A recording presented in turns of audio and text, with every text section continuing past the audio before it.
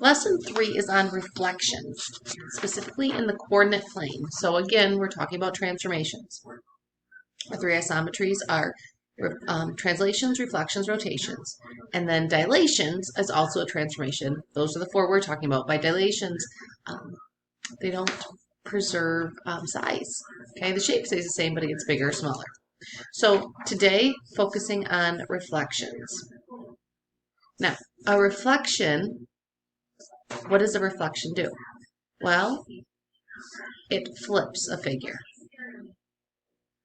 over a line of reflection. All right, so this line of reflection, let me do the one more here, in order to create a mirror image. That line of reflection, when you fold it over this line, the figure should match up exactly, okay? However that line is, it doesn't have to be horizontal or vertical, be diagonal. But if you were to take a figure and fold the piece of paper on a line, it would match up perfectly with a mirror image. It says each reflected point of the figure should be the same distance from the line of reflection.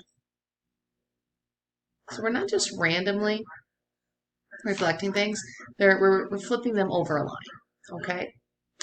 So it says highlight and identify the line of reflection in each of these examples. Okay, so if you look at this picture here, okay, this smiley face with the tongue sticking out, what you're doing is you're flipping it over this line right here, okay? And if you were to be able to, which you probably can on your notes, fold it over this line, you're going to see that everything, the tongue, the winky eye, whatever, they all match up perfectly. So the line of reflection in this one is the x-axis.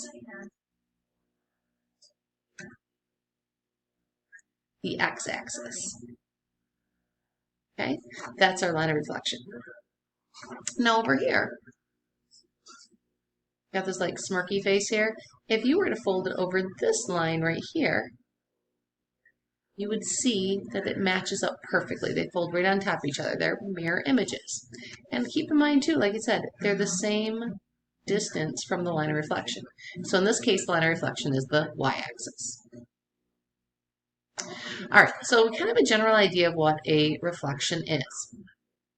Let's do some reflections. It says reflect the figure shown over the y-axis. Record the image, the coordinates of the pre-image and the image. Okay, so we have W, X, Y. So W is the point 2, 6.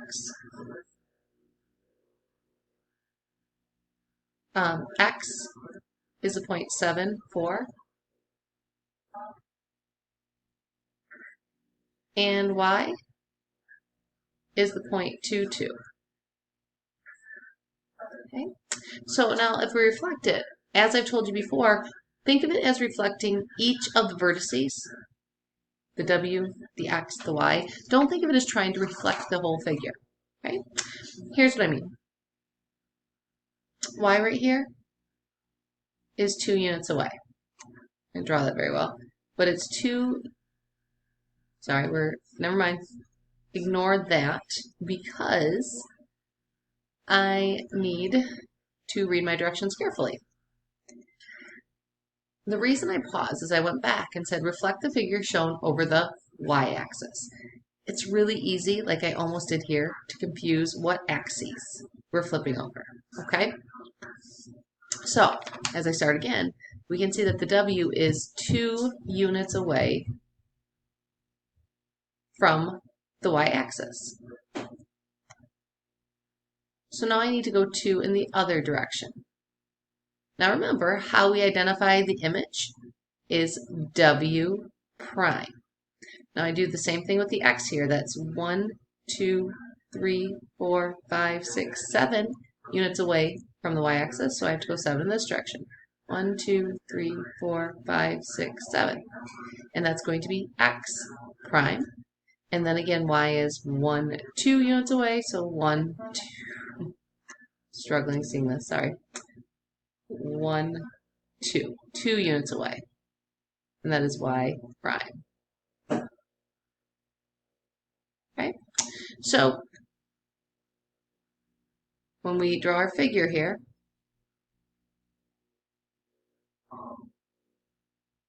what we should see is our shape is exactly the same.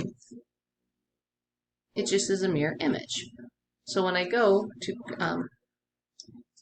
write the image points, W you'll see is now at -2, 6.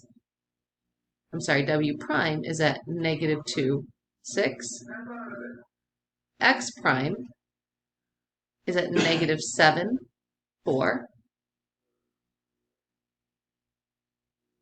And Y prime is at -2, 2. Okay, so any patterns we can see? Well, basically, the X values are the opposites and the Y stay the same.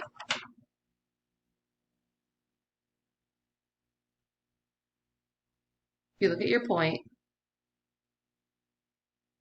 or your coordinates here, the X values are their opposites. The Y values stayed the same. So that could lead us to some coordinate notation right here. What we can say is X, Y goes to the opposite of X and Y. Now notice what I just said there. This right here means opposite. Okay, it doesn't mean that you make it negative, because if it's negative, it's going to become positive. All right, so really important that we recognize this symbol here, this negative symbol, is actually saying the opposite of whatever the X value is. Okay, let's try another example. Now we have D, E, F down here. So if I write their points, D is at the point 2, -2. E is at the point 7, -7. And F is at the point 2, -7. Okay, and we are going to reflect over the x-axis. I'm going to make sure that I have the correct axes. Okay, so D, we're 2 units away down here, so I'm going to go 2 above, and that puts us at D prime here, the point 2, 2. E is 1, 2, 3, 4, 5, 6, 7 units below, so we're now 7 units above. 1, 2, 3, 4, 5, 6, 7. And again, we're not moving left or right at all. That's E prime. And then F is 7 units below, so it's going to be 1, 2, 3, 4, 5, 6, 7 units above.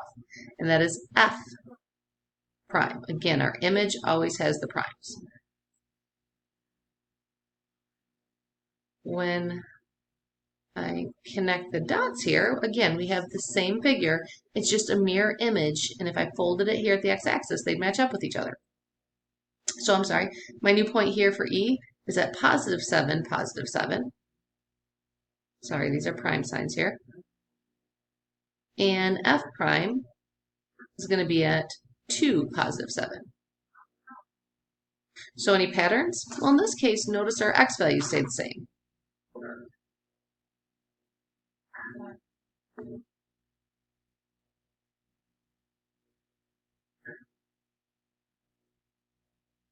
But our y values went from -2 to +2. So we don't want to say they become positive, we want to say they become their opposites.